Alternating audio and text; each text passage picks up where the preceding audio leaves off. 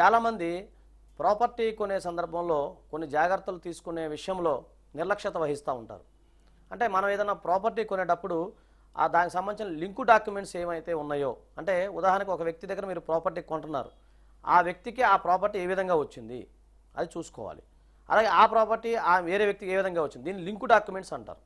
అంటే ఆ ప్రాపర్టీది యొక్క రూపాంతరం ఏ విధంగా చెందింది, ఎవరికి ఏ విధంగా వచ్చిందనే విషయంలో ఆ యొక్క డాక్యుమెంట్స్ మీరు తీసుకొని సంబంధిత న్యాయవాది, అంటే అనుభవజ్ఞ న్యాయవాదికి మీరు చూపించినప్పుడు వారు దాని యొక్క లీగల్ ఒపీనియన్ ఇస్తారు. అలాగే ఆ ప్రాపర్టీకి సంబంధించి ఏదైనా లిటిగేషన్ ఉంటే మీరు అక్కడే దానికి బ్రేక్ చేసే అవకాశం ఉంది. ఇకపోతే ప్రాపర్టీ కొనే సందర్భంలో ఒక చిన్న పబ్లిక్ నోటీస్ కూడా ఇవ్వడం కూడా చాలా మంచిది. అంటే పలాని స్థానిక పేపర్లో పలాని వారు పలాని సందర్భంలో పలాని ల్యాండ్ కానీ లేకపోతే పలాని బిల్డింగ్ కానీ ఏదైనా సరే సమ్ ప్రాపర్టీని కొంటున్నారు, లేకపోతే దానికి సంబంధించి కొనడానికి వారు అగ్రిమెంట్ చేసుకుని ఉన్నారు. ఆ అగ్రిమెంట్ సంబంధించి ఎవరైనా సరే ఎలాంటి ఆక్షేపంలో అంటే ఏదైనా ప్రాబ్లం ఉంటే ఈ క్రింది దానికి సంబంధించిన చిరునామాకు సంప్రదించవచ్చు అని చెప్పి సంబంధిత న్యాయవాది చేత మీరు ఒక పబ్లిక్ నోటీస్ ఇస్తే ఎవరైనా ఏదైనా ప్రాబ్లం వచ్చినా లేదా భవిష్యత్తులో ఎవరైనా ఎలిగేషన్ పెట్టినా కూడా ఇది ఉపయోగపడే అవకాశం ఉంటుంది. ఇకపోతే చాలామంది ఈ ప్రాపర్టీ కొనే సందర్భంలో తెలిసి తెలియక ఈ బ్రోకర్లను నమ్మి మోసపోతూ ఉంటారు. ఆ సందర్భంలో దాని మీద లిటిగేషన్లు ఏమైనా ఉన్నాయా, అలాగే ఈసీ దానికి సంబంధించిన రుణాలు ఏమైనా ఉన్నాయా, అలా ఈసీ కూడా మీరు తీసుకోవాలి.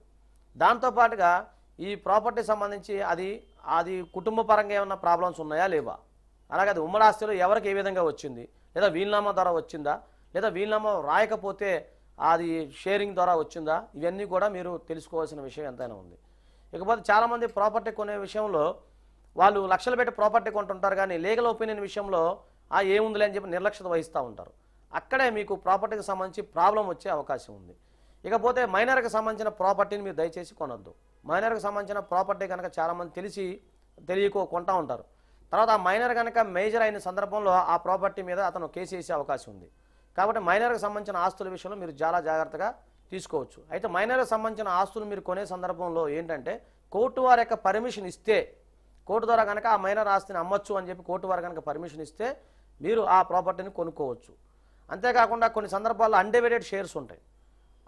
అప్పుడు ఆ సందర్భంలో మీరు మిగతా వారసుల చేత కూడా అందరి చేత కూడా మీరు సంతకాలు తీసుకొని వాళ్ళ యొక్క పర్మిషన్తో మీ యొక్క ప్రాపర్టీ ఏదైతే ఉందో అది కొనుక్కునే అవకాశం ఉంది. కాబట్టి ప్రాపర్టీ కొనే సందర్భంలో కొన్ని జాగ్రత్తలు తీసుకుంటే మీకు ఎలాంటి ఇబ్బందులు అయ్యే అవకాశం లేదు.